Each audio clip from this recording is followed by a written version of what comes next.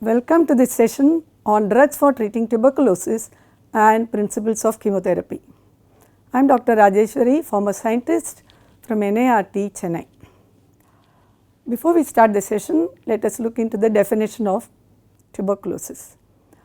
Tuberculosis is a chronic infection characterized by granuloma formation, affecting elderly, children, all age groups, affecting all the organs, not only lungs, especially in the host or human beings who are immunocompromised, especially cell mediated immunity. So, today's session, the first half we look into the drugs that are available for treating TB, and in the second half we look into the principles of chemotherapy that govern the management. As you are aware, tuberculosis is an ancient disease dating back to thousands of years, and the usual management prior to 1940 would be to give them rest, adequate rest, especially sanatorium line of management, and give proper diet to improve the immunity of the host. Drugs started coming in the treatment of TB from 1940 onwards, and the first drug that was tried in the treatment of tuberculosis was streptomycin. The famous streptomycin trials are the first chemotherapeutic trials, and that showed monotherapy will be a failure, and if you treat patients with a single drug, they will all go into failure with resistant organisms. Then followed the era of PAS and INH. Patients are treated with 2 drugs, streptomycin INH or PAS INH, or 3 drugs, streptomycin, PAS and INH. This continued till the 1960s, and we had a wonder drug called rifampicin, and this is a bactericidal drug that gave an opportunity for us to treat the patient within 6 months period, and that changed the picture completely. Let us look into the number of drugs that came after 60 also. For 50 years there were not many drugs. Then in the last decade there are a number of drugs that are being tried, and they are in phase 2 and phase 3 trials, especially bedaquiline and dilanamide. These 2 are the drugs approved by the US and European regulatory authorities. Now, this diagram clearly tells you the number of drugs and their availability in various periods. Way back started with streptomycin, PAS, INH, and came the pyrazinamide, then rifampicin. Now, after 60s the management totally was different because of the rifampicin and pyrazinamide. We look at the regimens now. After 60s, in 80s we started getting quinolones in the picture. Number of quinolones, there are about 16 or 17 quinolones, and about 3 or 4 are useful in the treatment of tuberculosis. Now currently we have bedaquiline and other drugs. If you look at the lower half of the slide, you will see the number of regimens. In the earlier years in 50s and 60s, it was a standard chemotherapeutic regimen consisting of 2 drugs, namely INH or PAS, or streptomycin and INH, and these regimens were given for a period of 12 to 18 months. And they also had a relapse rate of more than 20%. The cure rate was only around 50 to 60%. So there was a need to improve the treatment regimens. Luckily we had rifampicin in 1960s, and the picture changed totally. Currently the line of management is use 4 drugs, namely rifampicin, INH, pyrazinamide, ethambutol, and we are able to reduce the duration of treatment to 6 months, and they are known as short course chemotherapy. We will look into the details in subsequent slides. Now, the recently available drugs are given here, and they are being tried. As I told you earlier, they are in phase 2 and phase 3 trials. WHO classified the anti-TB drugs in 2011 as 5 groups. The group 1 was fully oral drugs, INH, rifampicin, ethambutol, pyrazinamide. As I told you, these are the 4 key drugs in short course chemotherapy. The group 2 consists of injectables like streptomycin, kanamycin. Group 3 fluoroquinolones, mainly levo, moxi, gati, and ofloxacin. Group 4 fully bacteriostatic second line drugs like ethinomide and cycloserine, and group 5 other anti-TB drugs with limited data on efficacy like linezolid, clofazimine, etc. Now, the anti-TB drugs for resistance, that classification is slightly different. Currently, we have multi-drug resistant tuberculosis. Now, what is multi-drug resistant TB? It is Bacteria that are resistant to two key drugs in the chemotherapy, namely rifampicin and INH, two bactericidal drugs. When patients develop organisms resistant to both rifampicin and INH, they are called MDR-TB patients.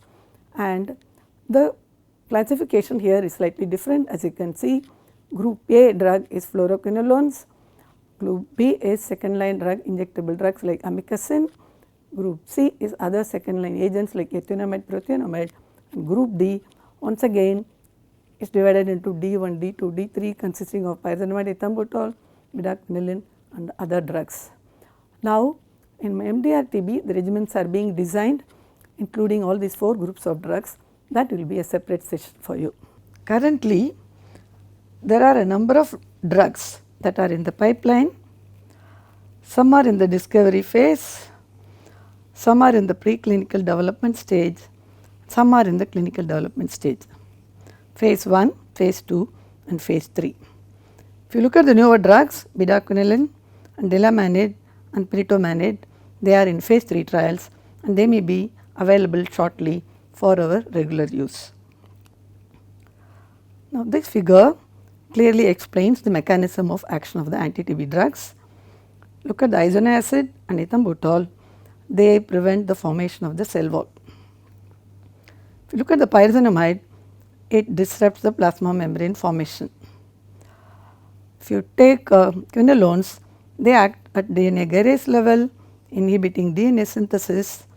If you take rifampicin, it acts through RNA polymerase, inhibits transcription.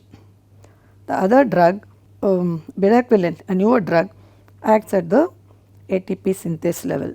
Now, we come to aims of TB treatment. The main aim is to cure the patient and restore the quality of life and productivity. Also to bring down mortality and also to bring down the morbidity, the sequelae of tuberculosis. From the patient's point of view, it is also important to prevent relapse of tuberculosis. So, from the patient's point of view, cure and then restore quality of life, prevent death and prevent relapses. These 4 are the most important aims. Now, from the community point of view, the aims are a bit slightly different. We have to aim in reducing the transmission of TB to others by giving bactericidal drugs and killing the rapid kill, achieving rapid kill of bacteria and making the patient smear and culture negative. Also, we have to look at the transmission of drug resistance, development of drug resistance from the community point of view. This is also achieved by rapid kill of the organisms by giving short course chemotherapy drugs of rifampicin, INH and pyrazinamide. Now, let us go into the principles of chemotherapy in tuberculosis. The first aim is safety and efficacy. Any drug that is prescribed or any regimen that is prescribed to a patient should be safe for the patient and it also should be effective. Now, prior to start of treatment, please look at the liver function and renal functions and ensure they have a proper functioning liver and kidney. This is important, and then you start the chemotherapy. As I told you earlier, drugs consisting of rifampicin, INH, ethambutol, pyrazinamide, short course chemotherapy. The other principle is to use multiple drugs, combination of drugs. Now, why are we using multiple drugs? We will come to that in the next slide. Never give a single drug. Single drug will always lead to failure and resistance. Always your aim is to give combination of drugs. Now, it is not only enough to give drugs, it is also important to ensure treatment regularity and adherence and help the patient to complete his treatment, and WHO recommends directly observed treatment or DOTS in this regard. A community provider or somebody from the patient's house or a health worker helps the patient in completing the treatment. It is also equally important to look for associated comorbidity like HIV and diabetes and treat them accordingly. So, to summarize, safety efficacy is very important, use multiple drug combination, that is also very important, and see that the patient completes this treatment and help him by giving DOTS. Now, why do we give a multiple drug or combination of drugs in tuberculosis? There are a number of reasons ranging from bacteriological reasons, environmental reasons and pharmacological reasons. The most important is bacteriological, where you find naturally occurring drug resistant mutants that has to be attacked, and also the subgroup of populations, bacillary populations with different metabolic activity. We will see these two in later slides. These are very important in designing a regimen. Environmental and pharmacological is also equally important. Environmental is, the drug's penetration depends upon so many factors. It may be the membrane or it may be the blood brain barrier, and accordingly you have to prescribe drugs. The third reason, which is also equally important, is the pharmacological reason, where a patient is given all the drugs together as a single dose to ensure peak serum activity, which is usually above the MIC of the bacteria, which ensures killing of the bacteria. Now, what are naturally occurring drug resistant mutants in TB? If you see cavitatory lung tuberculosis, the cavity will be teeming with bacteria and it will be in millions. When you have millions of bacteria, viable bacteria, there are a few that may develop resistance to any one of the anti-TB drugs, which are called naturally occurring drug resistant mutants in tuberculosis. So, this is seen whenever the bacillary load is very high, especially in smear positive pulmonary TB lesions. DR mutants, as I told you earlier, are present naturally to different drugs and in different frequency in an untreated smear positive pulmonary tuberculosis patient. More the number of bacteria, more the DR mutants. Now, this figure clearly tells you the rates of spontaneous mutations conferring resistance to anti-TB drugs. If you look at isoniazid, if you look at rifampicin, ethambutol, the drug mutation rates are different for different drugs. But as was mentioned earlier, spontaneous mutations develop whenever the bacterial count is very high, more than 10 to the power of 8. Now, this figure clearly explains the mechanism of amplification of resistance. In the previous slide, we saw the spontaneous mutations conferring resistance to anti-TB drugs. Now, in this slide, we will be looking at the amplification of resistance to the drugs. If you look at this picture, whenever only INH is used, and if the patient harbors INH resistant organisms, this monotherapy amplifies the resistance and you find more of INH resistant organisms.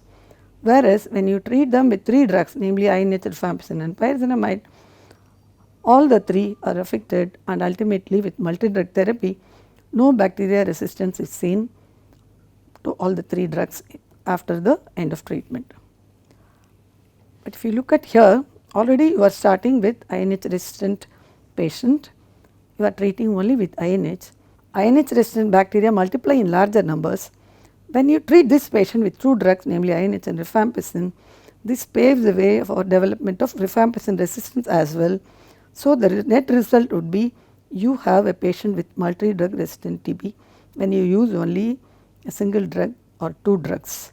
So, the principle would be to prevent the amplification of resistance, use more than 2 bactericidal drugs, use at least minimum 4 drugs in the earlier phase. Now, let us look at the role of the multi-drug therapy in TB treatment. The start of the treatment, mutants resistant to single drug capable of multiplication are present. So, if you give monotherapy, it will lead to failure and more of resistance will be seen. So, if you give 2 drugs concurrently, chances of survival and selection of drug resistant organisms are very, very small. The rule is mutants resistant to one drug are susceptible to other drugs and vice versa. You use this principle in the treatment of tuberculosis, where you give multi drugs, more than 4 drugs, 2 bactericidal drugs at least in that combination to achieve a kill of all the bacteria in the start of treatment. Thank you.